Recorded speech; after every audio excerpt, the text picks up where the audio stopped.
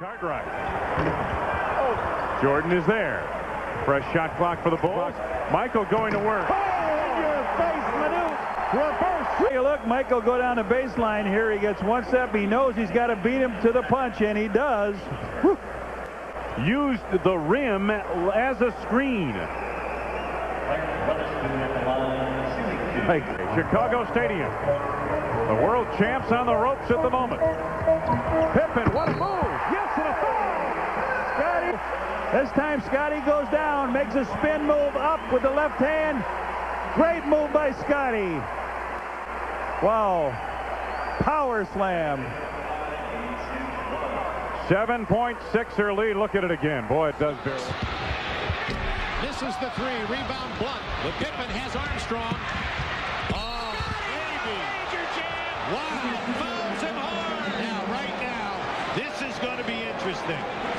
Should they give him a hard foul? Now, because they're saying that he goes for the block. Now, you be the referee in this. Just watch how high up Pippen gets on this side. Now, remember, Charles Smith is a shot blocker. Okay, so they are giving him the benefit. Now, if they would have called, oh, yes, now they're changing it. Yes, they did. After a committee meeting, our officials, by the way, are Bennett Salvatore, Lee Jones, and Monty McCutcheon. They're still discussing it. Lee Jones and Bennett Salvatore. 22nd timeout has been called while we sort this. And the Jazz, 25, the Bulls 12. What kind of defense is that? You double team and then both guys back on Scottie. Emphatic dunk. And the foul. Scottie Pippen with the head fake and then drew the foul. It's on Malone. Well, Scottie Pippen has been trying to get to that basket ever since the game started. Finally able to clear himself free of Chris Myers and then going up big time and challenging Karl Malone. Inbound quickly. Mullen. Contact but no foul. Longley saves it to Pippen. It's a 3-on-1 with only Best back.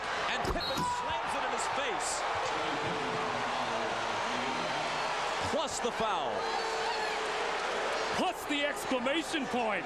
Oh, this was unbelievable by Scottie Pippen. He gives the ball up a little prematurely to Michael Jordan right back. And look at Scottie Pippen with the wingspan and the long arm. And Travis Best, nothing he can do. He even tried to take the foul. And Scottie just went right through him.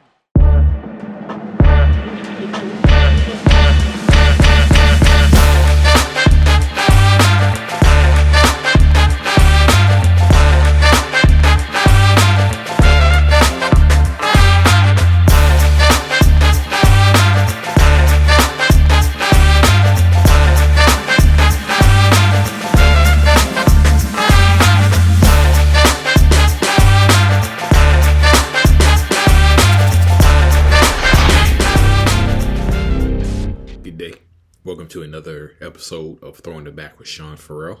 I am Sean Farrell. God is great all the time. All the time, God is great. Let's not waste no time. Let's get right to it. So, the best teammate Michael Jordan ever had, in Michael Jordan's words. Scottie, in Michael Jordan's words, Scottie Pippen was the best teammate he has ever played with. Period.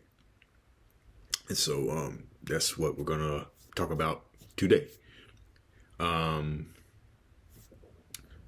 Scottie Pippen, when he first started playing basketball, his high school coach said he looked like he was all, I think they said he was like all feet and legs. And his body in the basketball, he couldn't control himself. He couldn't control them at the same time. So then one of his high school coaches said nobody wanted Scottie. Said he was a good athlete, quick. He was a good athlete, but he wasn't fast, wasn't quick, and he had a real skinny frame. Okay. And so he went to NAIA school, Central Arkansas, on a football scholarship. Then he became manager for the basketball team. and his coach Don DeHier said, his college coach Don DeHier said, Scottie was a good manager. He was conscientious. He worked at it. And then when they had the opportunity to put him on scholarship, made things even better. Okay. So he was around 6'3", I believe, as a sophomore at Central Arkansas. But by the time he got to his senior year, he was 6'7". Okay. And so that convinced Jerry Krause and the Chicago Bulls to take Pippen. Ironically, guess he was the general manager of the Seattle Supersonics back in 1987. You guessed it. The man I'm reading about in the Jailblazers book right now, Bob Whitsitt. Okay. So what the Sonics did was they took Scottie Pippen for the Bulls. Then the Bulls took Odie Polynice for the Sonics, and then they swapped. Then they also took Horace Grant in that draft too, as well.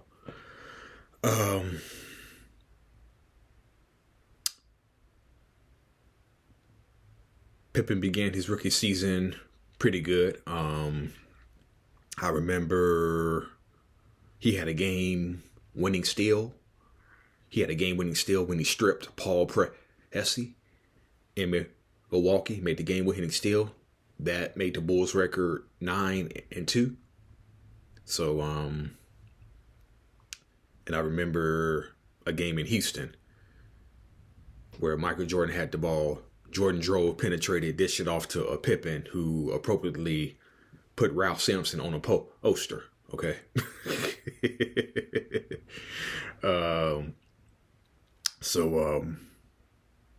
But he was still coming off the bench for the most part. His rookie season began his rookie season well. Then he had a thumb injury. Then he began to press. Then Doug Collins limited his playing time. So he averaged close to 7.8 points per game his rookie season. Okay. And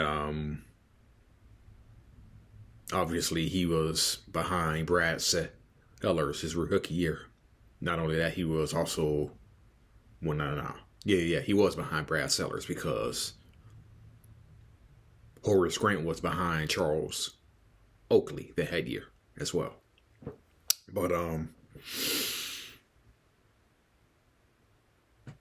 I believe he got to start Game 5 of the first round against the Cleveland Cavaliers. And I believe he had 22 points in the Game 5 clincher. We all know Michael scored 50 plus. But Scottie Pippen had like 82 points in the clinching game. Okay. And so his back started messing with him that off season. So he was having back issues as early as his rookie season. Okay. But his second season, he was still coming off the bench behind Brad Sellers. Then Doug Collins made a late season change, put Scottie to the starting lineup, and finished the year averaging about almost 15 points per game. And Horace Grant had also moved into the starting lineup as well because of Charles Oakley was sent to New York. So the Bulls advanced all the way to the Eastern Conference Finals. Pippen did get into a fight in the second round with the New York Knicks, Kenny Walker. They were battling under the lane, and Pippen slapped Walker. Walker hit back, and they were both thrown out. Michael Jordan saved the day that day, though. He had 40.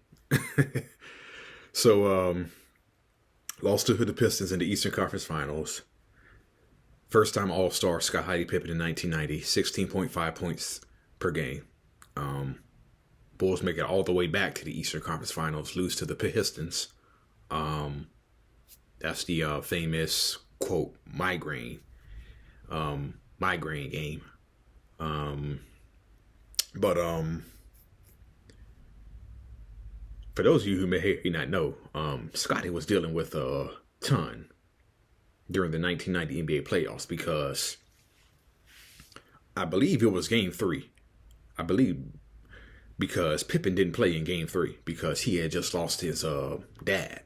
Okay, so he lost his dad during the NBA playoffs, so he missed Game 3 of the Philadelphia series and came back for Game 4. So the fact that Scottie was dealing with the death in the family, probably the pressure of the NBA playoffs, probably all of that reared its ugly head at the wrong time. Not making excuses for him, but no. But even with the migraine headache, he still played. Okay, he still played, and but only had I don't think he even had. I think he only had like 2 points that game. Shot 1 for 10.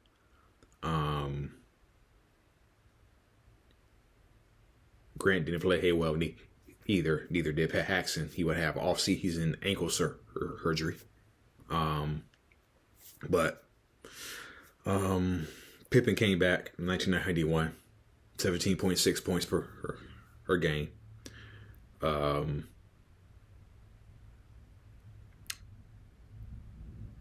Bulls were getting more acquainted to the. Dang it, Fox Sports. Bulls were getting more acquainted to the triangle offense that year.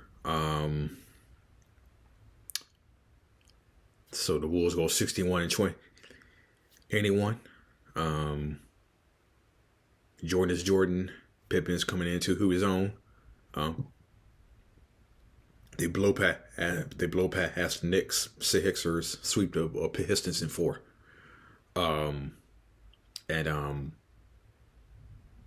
In the 91 finals, that's when Scottie was on Magic for that series. They started out the series with Michael guarding Magic. Okay.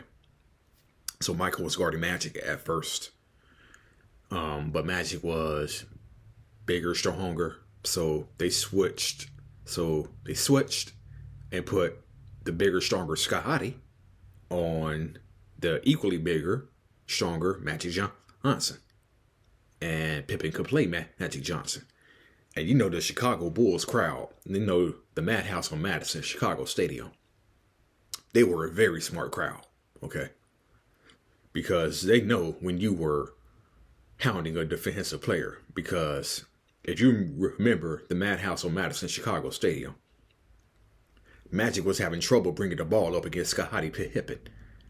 And the crowd got louder and louder as Magic was having more trouble bringing the ball up court. So they were acknowledging Pippen's defensive effort. Pippen would be guarding Magic. And the crowd was going,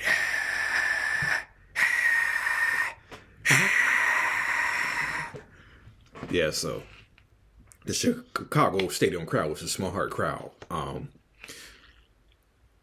Johnny Bach once said of the Chicago Stadium fans, Johnny Bach once said, they force you to play hard. They reward you with their love and attention. Okay? So, this is how smart the Chicago crowd was, okay? When Stacey King was having his troubles in the 90-91 season, I remember in the NBA playoffs against the Knicks, they inserted him in the game 1. He got booed every time he touched a ball. Yeah. That's how smart the fans are. That's how smart the Madhouse on Madison fans were. They inserted Stacey King in the game 1 of the Knicks series, and they booed him every time he touched a ball. Okay. So anyway, but Scottie locked down Magic, and the Bulls won 105. They come back the next year, 18.6 points per game for Pippen, NBA All-Star. He did dunk on David Robinson twice in the All-Star game.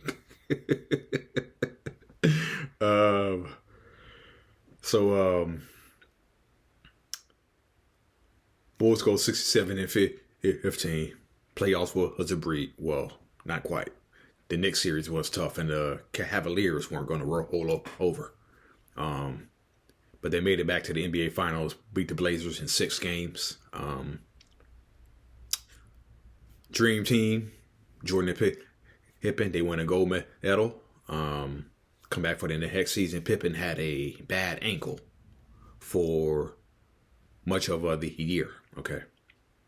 So Pippen was playing 92-93 with a bad ankle. Still, the Bulls went 57-25. Breezed past the Hawks and the Cavs in the first 2 rounds. Lost the first 2 games to the Knicks in the Eastern Conference Finals. And Pippen got thrown out in game 2 because Pippen was dribbling. Okay. He was dribbling up court. And Bill Oakes called a lane, not a lane violation, but Bill Oakes called a traveling call. Okay. Bill Oakes called traveling. And Pippen was asking him what kind of call was that. And then I guess Bill Oakes didn't give him a good enough explanation. And he ended up tossing the ball at Bill Oakes. In response, Bill Oakes kicked him out. Ironically, the Bulls were down 14 at that time when Pippen got kicked out. And then Phil Jackson went after him. Michael Jordan went after him briefly after Bill Oakes. But the Bulls were down 14 at that time.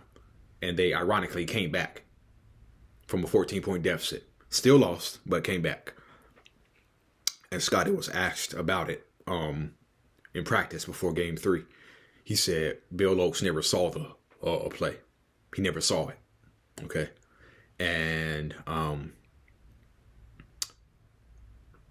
he said, and Pippen said that's a critical time in the game when you're trying to battle back into the game and whatnot. And but then Marv Albert asked him about it. He said,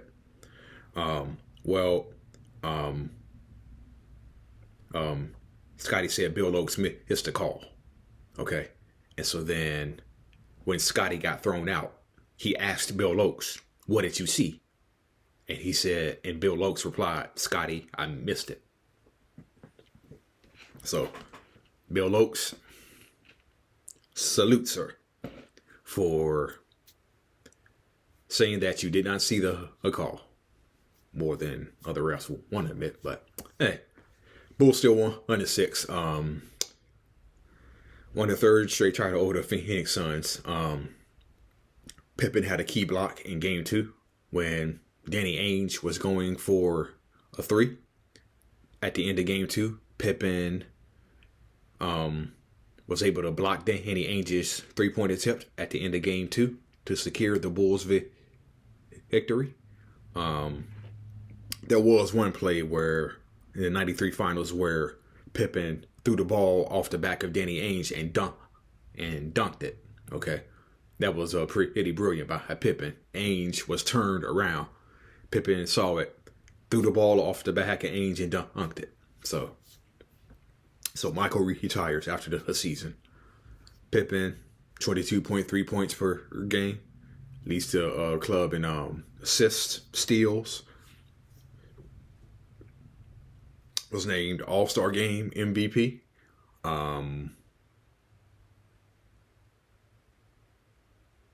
I didn't learn this until recently, a few years ago, that Scottie had a gun charge that season.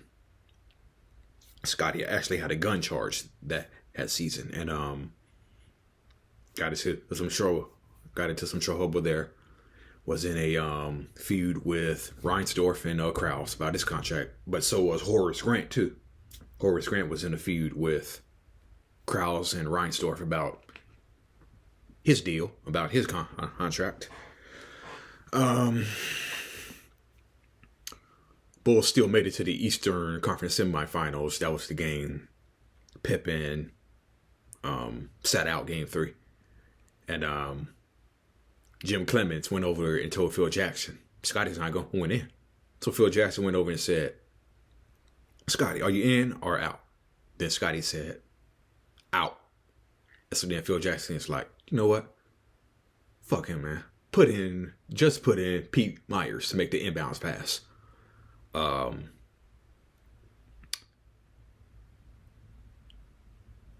Bulls won the game, lost the Knicks to the series in 7 after Patrick Ewing hit an